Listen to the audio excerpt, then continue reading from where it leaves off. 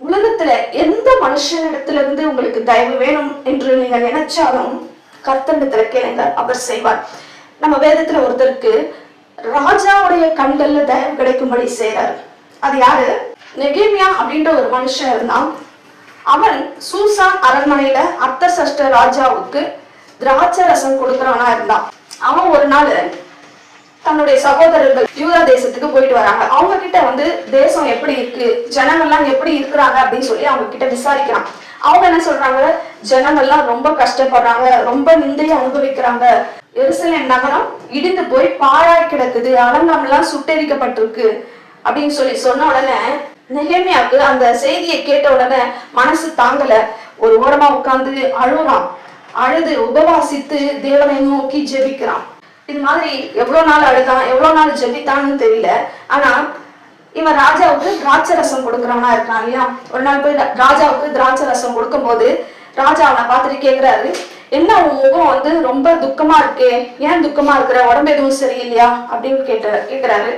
அதுக்கப்புறம் அவரே சொல்றாரு, இதை பார்த்தா உடம்பு சரியில்லாத மாதிரி தெரியல, மனசுல இருக்கிற துக்கத்தினாலதான் உன் முகம் எவ்வளவு வாடி இருக்கு, எதனால இப்படி இருக்குன்னு சொல்லு அப்படின்னு சொல்லி ராஜா கேட்கும் போது நெகேமியா அவன் கேள்விப்பட்ட விஷயத்த ராஜா கிட்ட சொல்றான். இந்த மாதிரி என் பிதாக்களுடைய தேசத்துல இப்படி இருக்கு அப்படின்னு சொல்லி காரியத்தை சொல்லும் போது ராஜா உடனே திருப்பி நெகேமியா என்ன கேட்கிறாரு, சரி அதுக்கு நான் என்ன செய்யணும் அப்படின்னு கேட்கும்போது நெகேமியா அந்த இடத்துல கர்த்தரை நோக்கி ஜெபம் பண்ணிட்டு அவன் என்ன கேட்கணும்னு நினைக்கிறானோ அதை கேட்கிறான். அவன் என்ன கேட்கிறான்னு வாசிப்போம். நெகேமியா 2ஆம் அதிகாரம் 5ஆம் வசனம். ராஜாவை பார்த்து, ராஜாவுக்கு சித்தமாய் இருந்து அடியனுக்கு உமது சமூகத்தில் தயை கிடைத்ததானால் என் பிதாக்களின் கல்லறைகள் இருக்கும் பட்டணத்தை கட்டும்படி யூதா தேசத்துக்கு நீர் என்னை அனுப்ப வேண்டிக் கொள்ளுகிறேன் என்றேன். ராஜா கிட்ட என்ன கேட்டான்? உமக்கு சித்தமா இருந்தா, உங்களுடைய கண்கள்ல எனக்கு தயை கிடைச்சதுன்னா, என்னுடைய பிதாக்கள் கல்லறை இருக்குதுல்ல, அந்த தேசம் பாழா இருக்குது, அதை கட்டும்படிக்கு நான் போயிட்டு வரணும், அதுக்கு எனக்கு அனுமதி வேணும் அப்படின்னு சொல்லி கேட்கிறான். அப்போ என்ன கேட்கிறான்? லீவ் கேட்கிறான். ராஜா என்ன கேட்கிறாரு, சரி நீ போயிட்டு வரத்துக்கு எவ்வளவு நாள் ஆகும், எவ்வளவு நாள் உனக்கு லீவ் வேணும் அப்படின்னு சொல்லி கேட்கிறாரு. கரெக்டான கேள்விதானே. போறதுக்கு எவ்வளவு நாள் ஆகும் தெரியாது. போயிட்டு அந்த ஆலயத்தை கட்டணும்னு சொல்றான். கட்டிட்டு திரும்ப எப்ப வருவ, உனக்கு எவ்வளவு நாள் தேவைப்படும் அப்படின்னு கேட்கும்போது 6ஆம் வசனம். அப்பொழுது ராஜஸ்திரியும் பக்கத்தில் உட்கார்ந்திருந்தால் ராஜா என்னை பார்த்து, உன் பிரயாணம் எத்தனை நாள் செல்லும், நீ எப்பொழுது திரும்பி வருவாய் என்று கேட்டார். இவ்வளவு காலம் செல்லும் என்று நான் ராஜாவுக்கு சொன்ன போது என்னை அனுப்ப அவருக்கு சித்தமாயிற்று. இப்போ அந்த கணக்கையும் அவன் சொல்றான். அப்ப இது ஏற்கனவே அவன் திட்டமிட்டு வந்திருக்கிறான். ராஜா கிட்ட லீவ் கேட்கும் போது அவள் எத்தனை நாள் ஆகும் அப்படின்னு கேட்டா அந்த நாட்கள் கணக்கையும் அவன் சொல்லணும் இல்லையா? இத்தனை காலம் ஆகும் அப்படின்ற கணக்கையும் ராஜாவுக்கு சொல்றான். சொன்ன உடனே ராஜாவும் சரி ஓகேன்னு அந்த லீவை சாங்ஷன் பண்ணிடுறாரு. அதுக்கப்புறம் என்ன கேட்கிறான்? 7ஆம் வசனம். பின்னும் நான் ராஜாவை பார்த்து, ராஜாவுக்கு சித்தமாய் இருந்தால் நான் யூதா தேசத்துக்கு போய் சேர மட்டும் நதிக்கு அப்புறத்தில் இருக்கிற தேசாதிபதிகள் என்னை வழிவிட்டு அனுப்பும்படிக்கு அவர்களுக்கு கடிதங்கள் கொடுக்கும்படிக்கும். நான் இப்போ இந்த தேசத்துல இருந்து இன்னொரு தேசத்துக்கு போறேன், வழியில நதியெல்லாம் கடந்து போகணும். அந்த நதியை கடந்து போகும்போது அந்த தேசத்துல இருக்கிறவங்க என்னை அனுமதிக்க மாட்டாங்க. அப்ப அந்த தேசாதிபதிகளுக்கு கடிதங்களை கொடுக்கணும் அப்படின்னு சொல்லி கேட்கும்போது அந்த கடிதங்களையும் ராஜா கொடுக்குறேன்னு சொல்லி ஒத்துக்கொண்டார். ராஜா ஒரு பர்மிஷன் லெட்டர் கொடுத்தாதான் ஒரு மனுஷனால இந்த தேசத்துல இருந்து இன்னொரு தேசத்துக்கு போக முடியும் இல்லையா? அதனால அதுக்கான கடிதங்களையும் கேட்டு வாங்குறான். அதுக்கப்புறம் என்ன கேட்கிறான்னு வாசிப்போம். 8ஆம் வசனம். தேவாலயத்துக்கு இருக்கிற அரணின் கதவு வேலைக்கும் நகர அலங்கத்தின் வேலைக்கும் நான் தங்க போகிற வீட்டின் வேலைக்கும் வேண்டிய மரங்களை ராஜாவின் வனத்து காவலாளனாகிய ஆசாப் எனக்கு கொடுக்கும்படிக்கு அவனுக்கும் ஒரு கடிதம் கட்டளையிடப்படுவதாக என்றேன். என் தேவனுடைய தயவுள்ள கரம் என் மேல் இருந்தபடியால் ராஜா அவைகளை எனக்கு கட்டளையிட்டார். இப்போ லீவுக்கு பர்மிஷன் கேட்டாச்சு. அடுத்து யாரும் தடுக்காத படிக்கு தேசாதிபதிகளுக்கு கடிதமும் கேட்டு வாங்கியாச்சு. அடுத்து என்ன கேட்கிறான்? நான் அலங்கத்தின் கதவை கட்டணும், என் பட்டணத்தை கட்டணும், எனக்கு ஒரு வீடு கட்டணும், எல்லாத்துக்கும் எனக்கு மரம் வேணும். ராஜாவுடைய வனம் அந்த காட்டுல ஒரு அதிகாரி இருக்கிறான் ஆசாப்னு, அவனுக்கு ஒரு லெட்டர் கொடுங்க, எனக்கு இவ்வளவு மரம் வேணும், அதையும் நான் எடுத்துட்டு போகணுன்றதுக்கு எனக்கு கடிதம் கொடுங்கன்னு சொல்லும் போது அதையும் ராஜா சாங்ஷன் பண்றாரு. 9ஆம் வசனம். அப்படியே நான் நதிக்கு அப்புறத்தில் இருக்கிற தேசாதிபதிகள் இடத்துக்கு வந்து ராஜாவின் கடிதங்களை அவர்களுக்கு கொடுத்தேன். ராஜா என்னோட கூட ராணுவ சேவைக்காரரையும் குதிரை வீரரையும் அனுப்பி இருந்தார். இவ்வளத்தையும் கொடுத்தது மட்டும் இல்ல, கூட ராணுவ சேவைக்காரர்களையும் குதிரை வீரரையும் நெகேமியாவுக்கு துணையாக அனுப்புகிறார். ஒரு படையே நெகேமியா கூட போகுது, நெகேமியா தனியா போல. இப்படி கர்த்தர் அந்த ராஜாவுடைய கண்கள்ல நெகேமியாவுக்கு தயவு கிடைக்கும்படி செய்தார். இப்போ இவன் எருசலேமுக்கு போய் தேவாலயத்தை கட்டும்படியா போனான் இல்லையா, அதுக்காக அவன் என்னெல்லாம் கேட்கிறானோ அதெல்லாம் ராஜா இல்லைன்னு சொல்லாம கொடுக்குறாரு. இன்னைக்கு நீங்க போய் உங்க பாஸ் கிட்ட லீவ் கேட்டா அந்த மாதிரி ஈஸியா கொடுத்துருவாரா? நான் என் ஊருக்கு போறேன், என் வீட்டை கட்ட போறேன், இவ்வளவு நாள் லீவ் வேணும் அப்படின்னு சொன்னா என்ன சொல்லுவாங்க பாஸ்? நீ பேசாம வீட்லயே இருந்துக்கோ, நீ வரவே தேவையில்லை, நான் வேற ஆளை வச்சுக்கிறேன் அப்படின்வாங்க. ஆனா இந்த ராஜா நீ போயிட்டு திரும்பி வரத்துக்கு எவ்வளவு நாள் ஆகுமோ அதுக்கும் ஓகே சொல்றாரு. எஜமான் அப்படி யாரும் செய்ய மாட்டாங்க இல்லையா? நான் லீவ்ல போறேன், எனக்கு போனஸ் கொடு, எனக்கு சம்பளம் கொடு, எனக்கு இத்தனை மாசம் சம்பளம் மொத்தமா கொடு அப்படின்னு சொல்லி கேட்டா யாரும் நம்மளுக்கு கொடுக்கவும் மாட்டாங்க, நம்பவும் மாட்டாங்க. இவனுக்கே ராஜாவுடைய கண்கள்ல தேவன் தயவு கிடைக்க பண்ணினதுனால மட்டும்தான் இவ்வளவுத்தையும் அவர் சாங்ஷன் பண்ணி அனுப்புறாரு. எதுக்காக?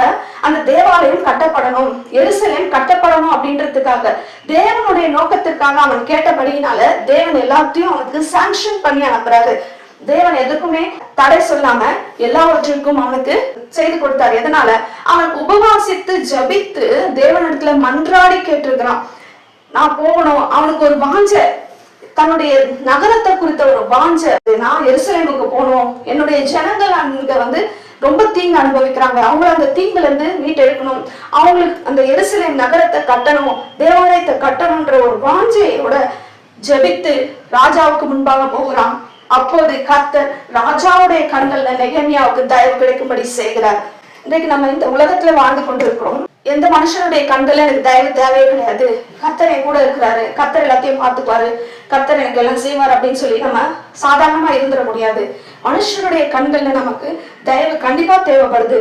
சில காரியங்கள் நமக்கு இந்த உலகத்துல வாழ்க்க வேண்டும் என்று சொன்னா நமக்கு மற்றவர்களுடைய கண்கள்ல கண்டிப்பா தயவு கிடைக்கணும் இல்லையா? நம்ம ஸ்கூலுக்கு போறோம், காலேஜ் போறோம், ஆபீஸ் போறோம், ஹாஸ்பிட்டல் போறோம், கவர்மெண்ட் ஆபீஸ் போறோம், எங்கெங்கயோ போறோம். எல்லா இடத்துலயும் தேவ பிள்ளைகள் தான் இருப்பாங்கன்னு சொல்ல முடியாது, மற்ற புறஜாதி மக்களும் இருப்பாங்க. அவங்களுடைய கண்கள்ல நமக்கு தயவு கிடைக்கணும்னா கர்த்தர் நம்மோடு கூட இருந்து அவங்க கண்கள்ல தயவு கிடைக்கும்படி செய்தா மட்டும்தான் முடியும் இல்லையா? போத்திபாரின் கண்களில் யோசேப்புக்கு தயவு கிடைக்கப்பட்டதுனால அவனுடைய அடிமை சங்கிலி உடைக்கப்பட்டது, அவன் உயர்த்தப்பட்டான். போவாசுடைய கண்கள்ல தயவு கிடைத்தபடினால ரூத்துக்கு மறுவாழ்வு கிடைத்தது, அவனுடைய வாழ்க்கை செழிப்பானது. ராஜாவுடைய கண்கள்ல தயவு கிடைத்தபடினால நெகேமியா கேட்டதையெல்லாம் பெற்றுக்கொண்டான். தேவாலயத்தை கட்ட வாஞ்சையோடு புறப்பட்டு போனான். லூக்கா 2ஆம் அதிகாரம் 52ஆம் வசனம் வாசிப்போம். இயேசுவானவர் ஞானத்திலும் வளர்த்தியிலும் தேவ கிருபையிலும் மனுஷ தயவிலும் அதிகமாய் விருத்தி அடைந்தார். இயேசுவானவர் ஞானத்திலும் அவர் ஞானமாய் வளர்ந்தார், தேவ கிருபையிலும் ஸ்பிரிச்சுவலாகவும் அவர் வளர்ந்தார், மனுஷ தயவினாலும் அவர் அதிகமாய் வளர்ந்தார். பாருங்க, இயேசுக்கே இந்த உலகத்துல வாழும்போது மனுஷனுடைய தயவு தேவைப்பட்டது. அவர் தனியா வாழ்ந்துல இல்லையா? அவர் குழந்தையா பிறந்து மனுஷ தயவோடு தான் அவர் வளர்க்கப்படுகிறார். அவங்க அப்பா அம்மா தம்பிகளோடும் தங்கைகளோடும் தான் அவர் வளர்ந்தார். அப்போ மனுஷ தயவு இயேசுக்கு தேவைப்பட்டது. அதே போல இன்றைக்கும் நான் கிறிஸ்துவை ஏத்துக்கிட்டேன், எனக்கு யாருடைய தயவும் தேவையில்லை, நான் இந்த உலகத்துல யாரோட தயவும் இல்லாம வாழ்ந்துருவேன் அப்படின்னு நம்ம சொல்ல முடியாது. இந்த உலகத்தோடு நம்ம தொடர்புடையவர்களா தான் இருக்கிறோம். எந்த ஒரு காரியம் செய்யணும்னாலும் இந்த உலகத்துல மற்ற மனுஷர்களுடைய தயவு நமக்கு இருக்கும் போதுதான் அது நம்மளால செய்ய முடியும். அவங்களுடைய கண்களை எப்படி நமக்கு தயவு கிடைக்கும் அப்படின்னு சொன்னா, நம்ம தேவனோடு கூட ஒரு ஐக்கியத்துல இருக்கும்போது, தேவனிடத்துல ஜெபித்து அந்த காரியத்தை பெற்றுக்கொள்ளும் போது நிச்சயமாக என்ன பண்ணுவார் அவரு? உங்களுக்கு யாருடைய கண்கள்ல தயவு வேணுமோ அவங்களுடைய கண்கள்ல உங்களுக்கு தயவு கிடைக்கும்படி செய்வார். நீங்க போய் அந்த மனுஷனத்துல, ஐயா எனக்கு தயவு பண்ணி இந்த கையெழுத்து போட்டு கொடுத்துருங்க, எனக்கு அந்த கேஸ் முடியணும், எனக்கு இந்த லேண்ட்ல சொந்தமாகணும், ஒரே ஒரு கையெழுத்து போட்டுடுங்க அப்படின்னு சொல்லி நீங்க போய் யார்கிட்டையும் கெஞ்சி நிற்க தேவையில்ல. நீங்கள் தேவனிடத்தில் உங்களுடைய விண்ணப்பத்தை வைக்கும் போது அவர் உங்களுக்கு அந்த மனுஷனுடைய கண்கள்ல தயவு கிடைக்கும்படி செய்வார். நீங்க போய் கேட்கும் போது அந்த காரியங்கள் உங்களுக்கு வாய்க்கப்படும். நாம அவங்க இடத்துல போய் கேட்கும் போது இப்ப எப்படி நெகேமியாவுக்கு காரியங்கள் வாய்த்ததோ அதே போல நீங்க கேட்கும் போது உங்களுக்கும் காரியங்கள் வாய்க்கப்படும். அப்போ ஜெபம்ன்றது நம்மளுடைய வாழ்க்கையில ரொம்ப முக்கியமா இருக்கு. ஜெபித்து கேட்கும் போது கர்த்தர் நிச்சயமா அதை நமக்கு கொடுக்க வல்லவரா இருக்கிறார். தேவனுடைய தயவு ரொம்ப அவசியமா இருக்குது இல்லையா? மற்றவர்களுடைய கண்ணுல தயவு கிடைக்கும் போதுதான் நம்மளுடைய வாழ்க்கை மாற்றப்படும்.